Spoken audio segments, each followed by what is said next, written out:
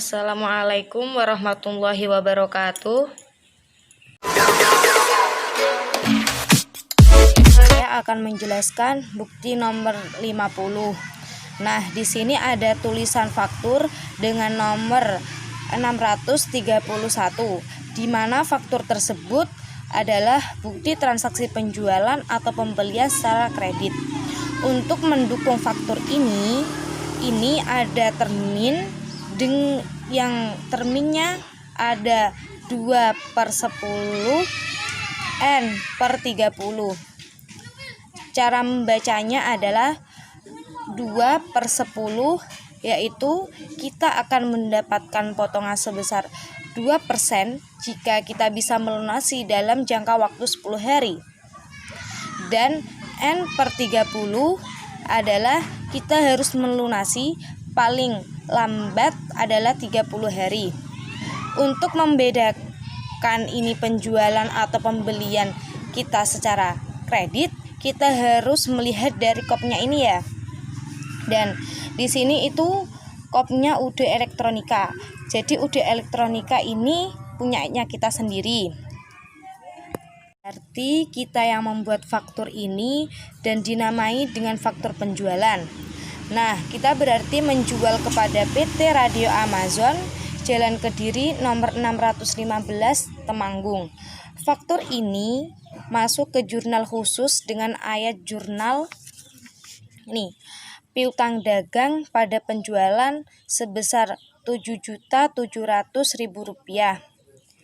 Dan penjelasan faktur lainnya, karena kita menjual secara kredit, jadi timbullah piutang yang harus dimasukkan ke dalam buku besar pembantu piutang milik PT Amazon.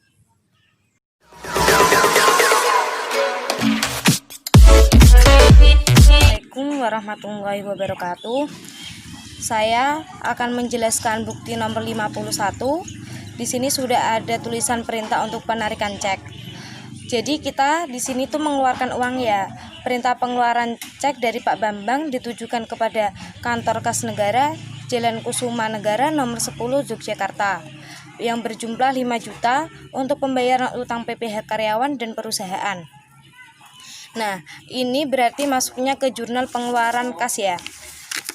Yang isi jurnalnya adalah utang PPh karyawan sebesar 1.800.000 berada di debit, utang PPh perusahaan sebesar 3.200.000 berada di debit, kas sebesar 5 juta berada di kredit.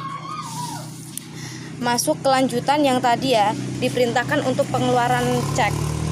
Langsung saja kita berada di sebelah kiri. Sebelah kiri di sini itu ada tanggal 3 Desember 1995 ditujukan kepada Kantor Kas Negara untuk pembayaran utang PPh karyawan dan utang PPh perusahaan. Ini sisa yang lalu sebesar 42.402.000 yang jumlahnya di sini tetap ya, jadinya 74.402.000 karena di sini nggak ada penyetoran. Cek ini sebesar 5 juta, sisa terakhir di sini adalah 69.402.000. Ke bukti nomor 52. Di sini sudah ada nomor faktur 660. Nah, di sini kopnya tapi bukan kita, melainkan CV Kurnia.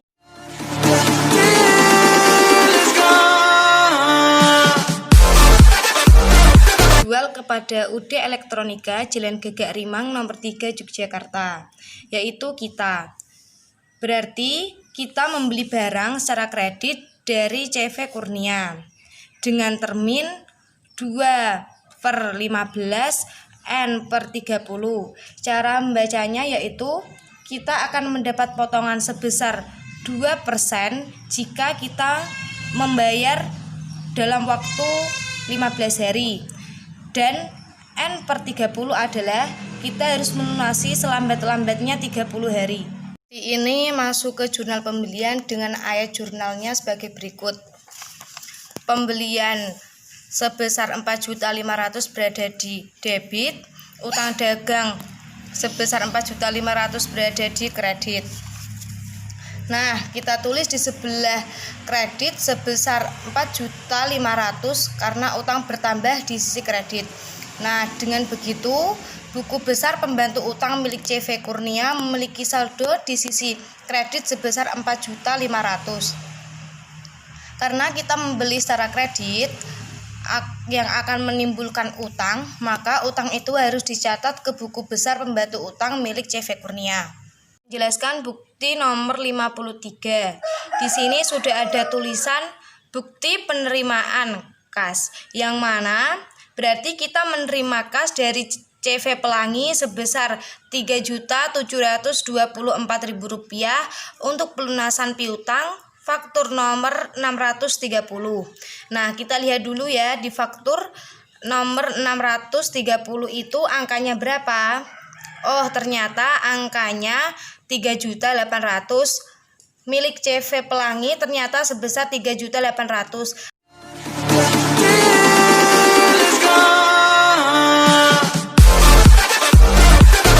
Kenapa kita menerima cuma 3.724.000? Karena CV Pelangi mendapatkan potongan sebesar 2%, maka mata uangnya sebesar Rp76.000. Ini masuk ke penerimaan kas dengan ayat jurnalnya sebagai berikut. Kas sebesar Rp3.724.000 masuk di debit, piutang dagang Rp3.800.000 masuk di kredit. Nah, karena ini masih ada selisih sebesar Rp76.000, maka kita masukkan ke dalam potongan penjualan. Dengan begitu kan balance tuh. Lalu untuk piutang dagang kita catat di buku besar pembantu piutang dagang milik CV Pelangi. Langkah selanjutnya kita catat di sebelah kredit sebesar Rp3.800.000. Selain itu juga terdapat saldo milik CV Pelangi yang awalnya ada Rp3.800.000. Di sebelah debit dengan ditambah piutang dagang Rp3.800.000. Posisi di kredit, maka saldo piutang milik CV Pelangi menjadi 0. Selanjutnya saya akan menjelaskan bukti nomor 55. Di sini kan sudah ada tulisan perintah untuk penarikan cek ya. Ditujukan kepada PT Prambana Stero, Jalan Kerinci nomor 123 Cirebon yang berjumlah Rp2.744.000 untuk pembayaran utang.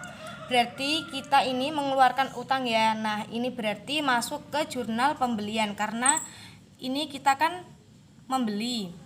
Ayat jurnalnya sendiri adalah utang sebesar Rp2.772.000 berada di debit, potongan pembelian Rp28.000 berada di debit, kas sebesar Rp2.744.000 berada di kredit.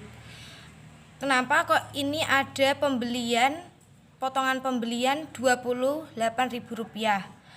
Karena dia membayar tanggal 5 berarti lebih dari 10 hari. Jadi hanya mendapatkan potongan sebesar 1% yang berjumlah Rp28.000. Masuk kelanjutan yang tadi ya, yang disuruh untuk perintah penarikan cek. Ini langsung lanjut ke sebelah kiri.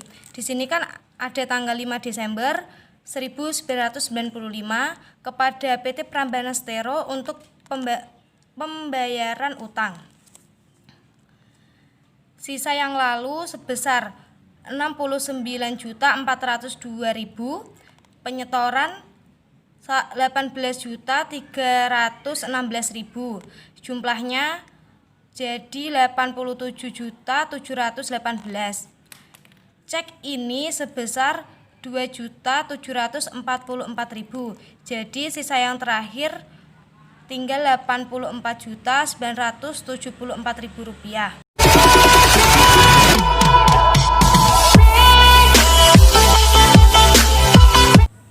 Selanjutnya saya akan menjelaskan bukti nomor 66. Di sini sudah ada tulisan perintah untuk penarikan cek ya pada tanggal 15 Desember 1996. Ditujukan kepada urusan gaji jumlah sebesar Rp5.100.000 untuk pembayaran gaji. Nah, berarti ini kita kan mengeluarkan uang ya. Jadi ini masuknya ke jurnal pengeluaran kas. Jurnalnya sendiri adalah piutang gaji pada kas sebesar Rp5.100.000. Masuk ke lanjutan yang tadi diperintahkan untuk penarikan cek. Nih, di sebelah kiri ada tanggal 15 Desember 1995 kepada urusan gaji untuk membayar gaji. Sisa yang lalu sebesar Rp84.808.000, penyetoran Rp30.886.000. Jadi jumlahnya sebesar Rp115.694.000. Cek yang ini masuk di sini menjadi Rp5.100.000. Sisa terakhir menjadi Rp110.594.000. Kalau yang di sisi sebelah kanan ini ditulis tanggal 15 Desember 1995. Atas pembayaran cek ini dibayarlah kepada urusan gaji uang sejumlah Rp5.100.000.